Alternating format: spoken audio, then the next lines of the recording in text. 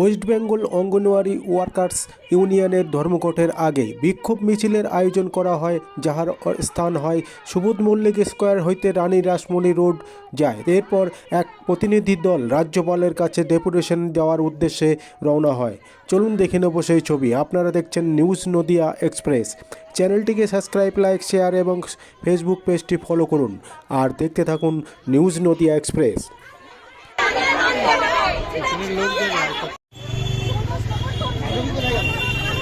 মাধবী phone করছে।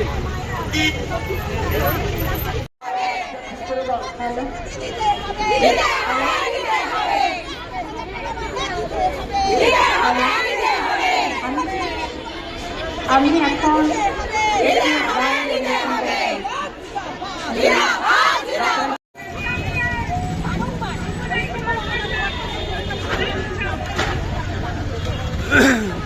West Bengal Anganwadi Workers and Health Party Union Zindabad. West Bengal Anganwadi Workers and Health Party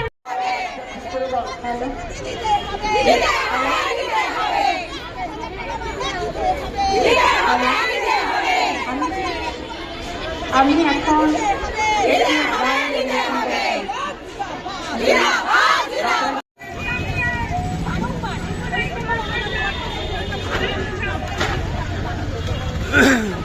West Bengal Anganwadi Workers and Health Party Union Zindabad. West Bengal Anganwadi Workers and Health Party স্বীকৃতি দিতে হবে, অর্থাৎ অঙ্গনওয়াড়ি কর্মীরা যারা কাজ করছে তারা সরকারি কর্মী নয়, সেই সরকারি কর্মীর যে স্বীকৃতি সেই স্বীকৃতি দেওয়ার দাবি, এই সমস্ত দাবি নিয়েই আজ অঙ্গনওয়াড়ি কর্মীরা মিছিল শুরু করে।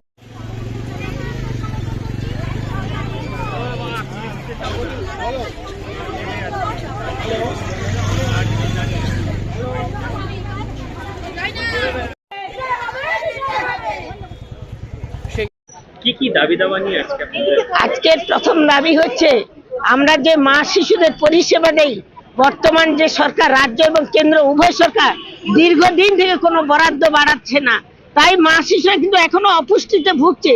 যতই আমরা বলি অপুষ্টি দূরীকরণের জন্য এই কেন্দ্র রাজ্য উভয় সরকার আইসিডিএস স্কিমটি তৈরি করেছিল, কিন্তু আজকে দেখছি যে মা শিশুরা অপুষ্টিতে ভুগছে। বরাদ্দ না বাড়ালে উত্তর আমাদের ডিম প্রতিদিন আমরা সপ্তাহে 3 দিন গোটা 3 দিন হাফ দিতাম, কিন্তু ডিমের দাম উত্তর এত বেড়ে গেছে 8 টাকা করে, তাহলে আমরা সেখানে মা শিশুদের পরিষেবা ঠিক মতো দিতে পারছি না। তাই আমরা এই ডিমের বরাদ্দ বাড়ানোর জন্য বা সবজির বরাদ্দ এবং যে চাল ডালের গুণগত মান বাড়ানোর জন্য, সাথে সাথে অঙ্গনওয়াড়ি কর্মীদের যেভাবে পোষণ টিকার ফলে যেভাবে খাটুনি খাটাচ্ছে, একদিকে খাতা একদিকে পোষণ টিকার, তাই আমাদের অনারিয়াম বৃদ্ধির জন্য আজকে আমাদের সারা পশ্চিমবঙ্গের অঙ্গনওয়াড়ি কর্মীরা তারা কিন্তু আজকের এক হয়ে লড়াই আন্দোলন করে যাচ্ছে। সাথে সাথে এই যে মোবাইল ফোনে যে সরকার দীর্ঘদিন থেকে আমরা লড়াই করে কিন্তু আজকে 10,000 টাকা সরকার দিয়েছে, এটাও ঠিক, কিন্তু তার আগে আমরা কিন্তু 30-35,000 25,000 টাকার মোবাইল আমরা কিনেছি। এখন এই 10,000 টাকার মোবাইল আবার আমাদেরকে জোর করে চাপ দিয়ে মোবাইল কিনতে বলছেন এবং তার সিম কার্ড সবকিছু দিতে হয়েছে। আমরা বলছি এই সরকারকে আমরা নিশ্চয়ই মোবাইল কিনবো এবং ব্যবহার করব, সিম কার্ড সহ রিচার্জের টাকা না দেওয়া পর্যন্ত আমরা ওই মোবাইল ব্যবহার করব না। আর যেভাবে আমাদের কাজ উত্তর করানো হচ্ছে, আমাদের প্রথম হচ্ছে আমাদের অনারিয়াম বৃদ্ধি করতে হবে এবং মা শিশুদের বরাদ্দ বাড়াতে হবে। যতক্ষণ না মা শিশুদের বরাদ্দ বাড়ায়, জ্বালানি দীর্ঘদিন 10 বছর জ্বালানি এখন 19 টাকা থেকে 23 টাকা, যদি 150-200 বাচ্চা রান্না হয় সেখানেও 23 টাকা, 50 জন হয় সেখানে 19 টাকা। বলুন তো, যা জ্বালানির দাম বাড়ছে তাতে আমাদের সম্ভব নয়।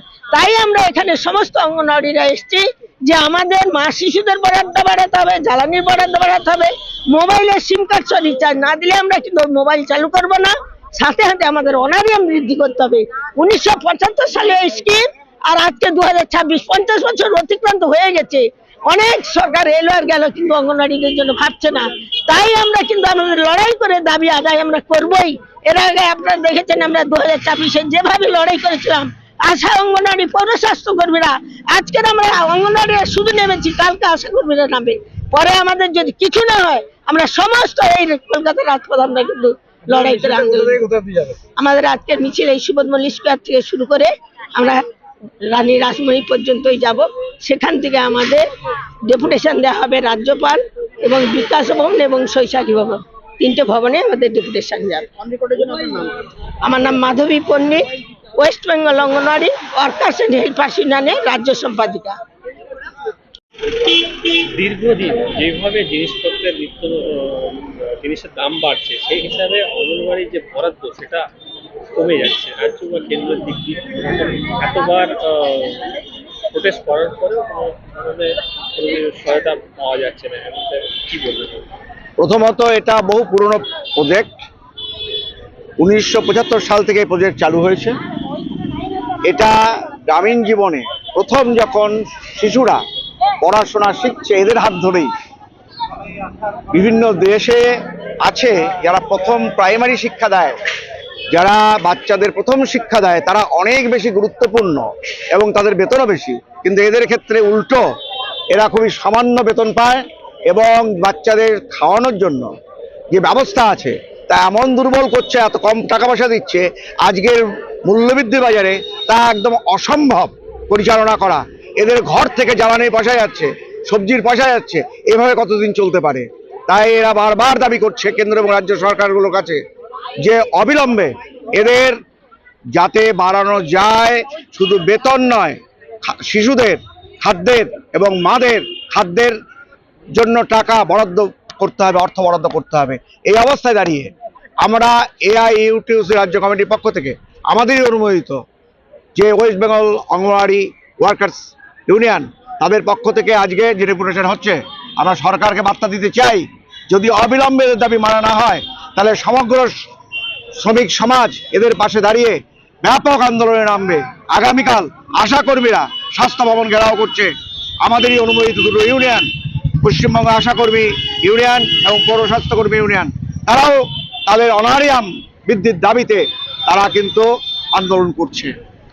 এর আগেও দেখা গেছে একাধিকবার আন্দোলন করা হয়েছে, ডেপুটেশন দেওয়া হয়েছে।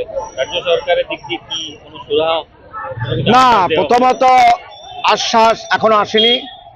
আগে একবার আন্দোলন করে এদের সামান্য হলেও ভাতা বৃদ্ধি করেছিল, সামান্য খাদ্যের পরিমাণ বৃদ্ধি করেছিল, তার জন্য টাকা বৃদ্ধি করেছিল। কিন্তু বর্তমানে আমরা তাদেরকে বলতে চাই, আজকে মূল্যবৃদ্ধি যে অবস্থা তৈরি হয়েছে তাতে কিন্তু অবিলম্বে তাদের ভাতা বৃদ্ধি না করলে এবং খাদ্যের জন্য বরাদ্দ বৃদ্ধি না করলে আইসিডিএস সেন্টারগুলো চালানো সাধারণ মানুষের স্বার্থে অসম্ভব হয়ে পড়বে। অশোক দাস, রাজ্য সম্পাদক, এআইইউটিউসি।